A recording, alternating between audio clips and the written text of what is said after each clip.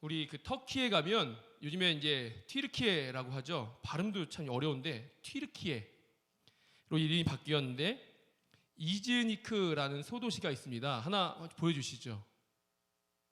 잘 보이세요? 이즈니크라는 도시가 있는데 제가 가본 것은 아니고요. 가보고 싶은 데인데 이 도시는 지금은 이제 튀르키예에 있는 이제 작은 도시입니다. 그런데 기독교 역사에 있어서는 매우 중요한 곳 중에 한 곳입니다. 왜냐하면 이곳의 옛 이름이 니케아이기 때문입니다. 들어보셨나요? 니케아. 이 니케아가 어떤 곳인지 물론 이제 아시는 분도 계시겠지만 아마 대부분은 니케아가 어떤 곳이길래 그런가 하실 텐데요. 먼저 또 연도를 얘기해야 되는데 AD 395년에 로마 제국이 서로마 제국과 동로마 제국으로 나뉘었습니다. 한번 보여주세요. 저렇게 서로마, 동로마, 지금 보고 있는 바다가 지중해입니다. 그리고 왼쪽, 오른쪽 5시 부근이 이스라엘입니다. 저렇게 서로마, 동로마로 AD 395년에 나뉘게 되었는데 공식적으로 나눈 게 AD 395년이지 갑자기 어느 날 갑자기 우리 나눌까? 하고 나눈 거 아닐 거 아니에요. 수십 년 동안 반복되어 온 그런 관계에 있다가 로마를 중심으로 서로마, 콘스탄티노플을 중심으로 동로마가 나뉘었습니다. 이 콘스탄티노플이라는 곳이 오늘날 이스탄불이죠. 이 콘스탄티노플, 이스탄불 바로 옆에 작은 도시가 니케아입니다. 그리고 중요한 우리가 이때 로마 제국이 있으면 주요 도시가 5개 있거든요. 그리고 그 외에도 그 다음 도시들이 또 있겠죠. 제일 큰 도시, 그 다음 도시 이렇게 있을 거 아니에요. 그럼 중요한 안건이 있으면 가장 가까운 큰 도시에 가서 회의를 할 텐데 이때 처음으로 로마 전역이 한 군데에 모여서 회의를 했는데 그것이 바로 니케아 공의회였습니다. 물론 이 이후로도 2차 전체 회의, 3차 공의회, 4차 공의회가 쭉 있었는데 이게 의미가 있는 것은 첫 번째 공의회였다는 것입니다. 그리고 여기서 중요한 것은 이제 이 말을 하려고 하는 거죠. 니케아 공의회가 왜 열렸는가? 이 당시 니케아 공의회에서 여러 가지 안건이 있었지만 가장 중요한 안건은 삼위일체에 대한 것이었습니다. 기억나시죠? 청년들? 이렇게 그래야 또 하죠. 삼위일체에 대한 것이었고 그 중에 가장 중요한 것이 예수님에 관한 것이었습니다. 과연 예수님은 하나님과 동일한 분인가 동일하지 않은 분인가 이게 관건이었습니다. 니케아 공의회에서. 여러분 우리가 예수님이 하나님과 동일한 분인가요? 동일하지 않은 분인가요? 그래요? 그래서 말을 잘해야 되죠. 이런 거 할 때 한마디 잘못되면 큰일 나죠. 자, 물론 이제 맞습니다. 동일한 분인데 이거를 우리가 예수님과 하나님이 동일한 분이지만 다른 분이죠. 그렇죠? 이게 삼위일체잖아요. 세 분이지만 동시에 한 분이고 한 분이지만 동시에 세 분인 게 삼위일체인데 이걸 이 니케아 공의회에서 다뤘다는 것입니다. 이걸 조금 어려운 말로 하면 본질은 같지만 인격은 다르다. 이게 무슨 뜻인지 저도 잘 모르겠는데 본질은 다른데 인격은 세 개, 본질은 하나라고 합니다. 이것은 성령님도 마찬가지죠. 그래서 삼위일체라는 것은 성부, 성자, 성령이라는 인격 세 개와 본질 하나가 삼위일체가 되는 것입니다. 이 당시에 그런데 이 당시에 한번 사진을 보여주세요. 아리우스라는 사람이 있었습니다. 아리우스라는 사람은 이 예수님을 두고 뭐라고 했냐면 예수는 하나님과 같은 분이 아니다. 유사한 분이다. 유사한 분이래요. 그래서 하나님과 다른데 거의 비슷한 분이다. 그래서 하나님이 수많은 피조물을 만들었지만 예수님도 그 중에 하나고 그 중에서 가장 으뜸이고 하나님께 가장 가까이 있는 게 예수님이다. 맞습니까? 그렇게 아리우스가 주장했습니다. 그런데 그 소리를 듣고 한참 후배였던 아타나시우스라는 사람이 이렇게 말했습니다. 아니 그게 무슨 말이야? 예수님은 하나님과 거의 비슷한 분이 아니라 같은 분이지 라고 말을 했습니다. 그래서 이렇게 오랜 기간 싸우다가 니케아 공의회가 열린 거예요. 열렸는데 여기에서 마침내 한번 보여주세요. 니케아 공의회 325년에 열렸는데 이때 황제가 누구냐면 너무 빨리 넘어갔어요. 자, 아리우스를 너무 빨리 죽였죠. 이때 황제가 누구였냐면 우리 그 313년에 기독교가 원래 핍박받는 종교였는데 이제부터 기독교도 오케이 너네도 믿어도 돼 라고 인정을 해줬습니다. 그래서 그 황제가 콘스탄티누스인데 이 왕 때 니케아 공의회가 열리고 이때 막 여러 논쟁을 하다가 결국에 예수님은 하나님과 거의 비슷한 분이 아니라 같은 분이다. 그리고 삼위일체는 본질은 같지만 인격은 다르고 세 개고 동시에 인격은 세 개인데 본질은 하나다라고 땅땅땅 해버렸어요. 니케아 공의회에서. 그러면 아리우스는 어떻게 됐을까요? 추방됐죠. 우리는 이렇게 성경에 대해서 말하다가 네 말이 맞니? 내 말이 맞니? 하고 여기서 잠깐 격양돼서 논쟁하고 집에 가면 끝인데 이때는 중요한 문제였습니다. 그리고 이런 걸 두고 이단이니 아니니 하는 거지 내가 예수다. 제가 아는 어떤 목사님이 이단 하시는 분이 있는데 그분 말로는 우리나라에 재림 예수님이 70명이 있다고 합니다. 그 70명이었다가 돌아가시면 69명 됐다가 다시 생기면 70명 됐다가 이렇게 된다고 하는데 그런 건 이단이 아니죠. 우리는 그런 걸 두고 사이비라고 부릅니다. 그런 건 사이비. 이단이라는 건 이런 거죠. 이런 거 치열하게 논쟁할 가치가 있는 걸 논쟁해야지 내가 재림 예수요 하는 건 이건 이단이 아니죠. 이런 건 사이비. 어쨌든 그렇게 돼서 아리우스는 이단으로 정죄돼서 추방되고 평생을 추방된 상태로 살았습니다.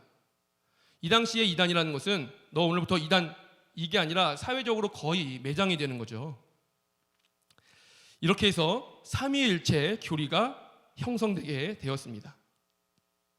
왜 이렇게 서론이 기냐면 지금 서론이 반인데 왜 이렇게 서론이 기냐? 하나님이 삼위일체시라는 것을 강조하기 위해서입니다.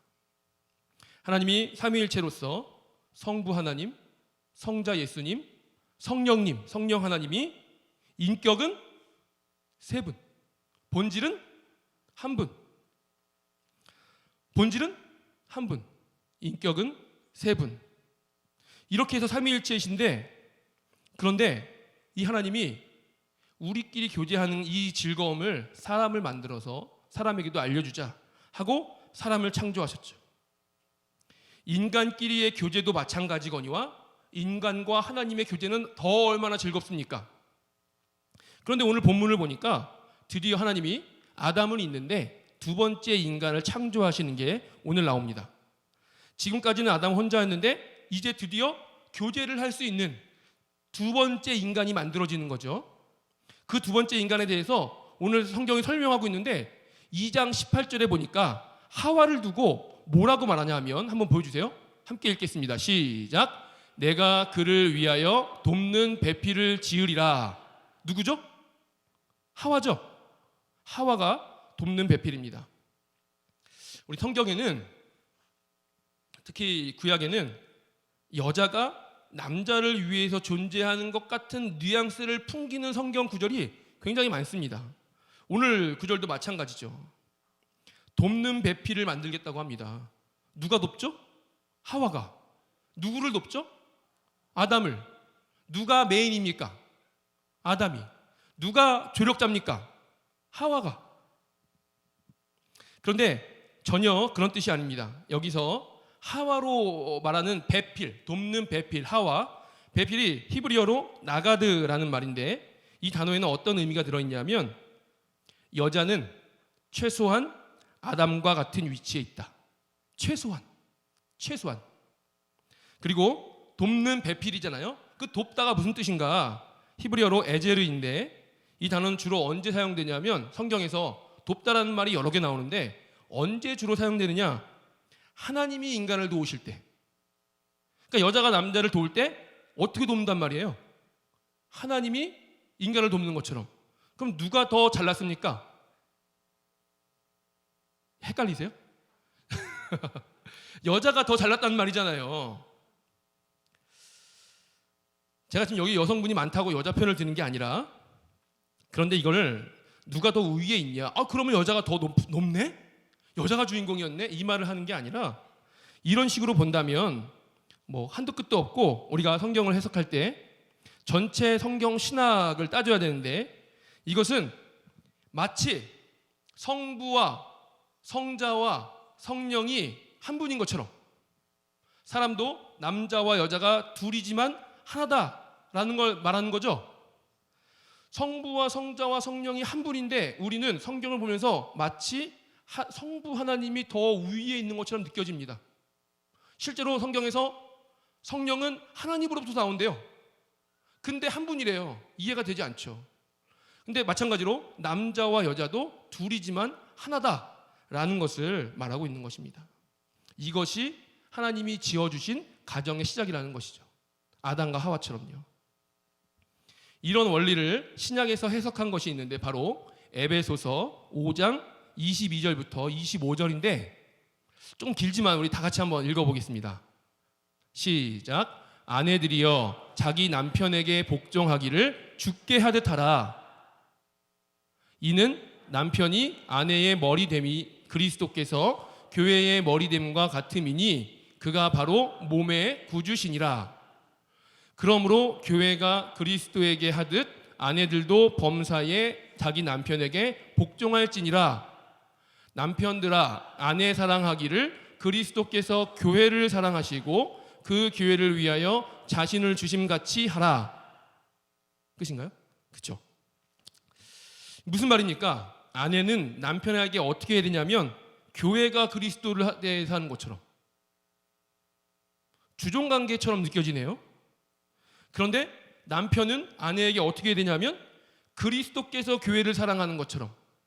그리스도께서 교회를 사랑했던 그 사랑을 인간이 할 수 있습니까? 할 수 없죠. 최선을 다하라는 거죠.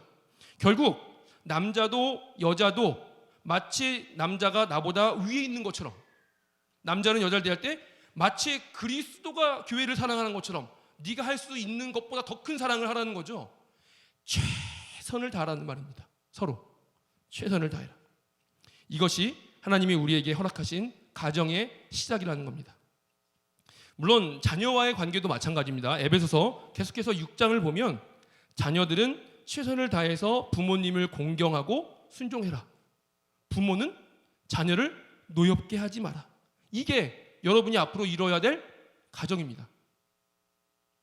하나님은 우리가 가정을 이루는데 하나님이 예수님과 성령님과 세 분이 함께 하셨던 것처럼 우리도 우리 안에 그런 가정을 이루어가기를 원하시는 마음으로 인간을 창조하신 거죠. 사실 이거 얼마나 우리가 말은 좋지만 얼마나 어렵습니까?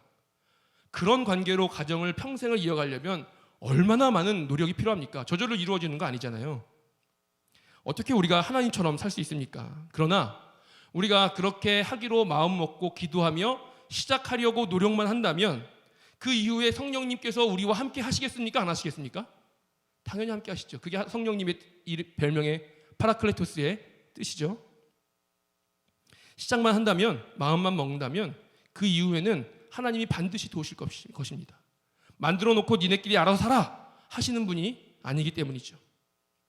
모든 것을 내가 세상의 기준으로 하는 것이 아니라 하나님의 기준으로, 하나님 보기에 그렇게 해야 된다는 것이죠. 그래서 정말로 하나님께서 기뻐하시는 우리의 가정이 되기 원합니다. 우리 모든 가정이 그렇게 처음에 하나님이 아담을 만드시고 하와를 만드실 때의 그 심정을 우리가 이해한다면, 할 수는 우리 노력으로 할 수 없지만 그렇게 하려고 노력할 때에 하나님께서 가만히 두지 않으시고 우리의 노력보다 더 크게 역사하시는 하나님이 우리 가정에 함께 하시는 줄로 믿습니다. 그래서 정말로 하나님께서 기뻐하시는 우리 가정 되기 원하고, 특별히 2025년 5월 가정의 달을 맞아서 다시 결단하고 노력해서 우리 안에 하나님의 기쁨으로 가득하고 하나님이 함께 하심을 경험하는 그런 우리 모든 가정 되시기 원합니다.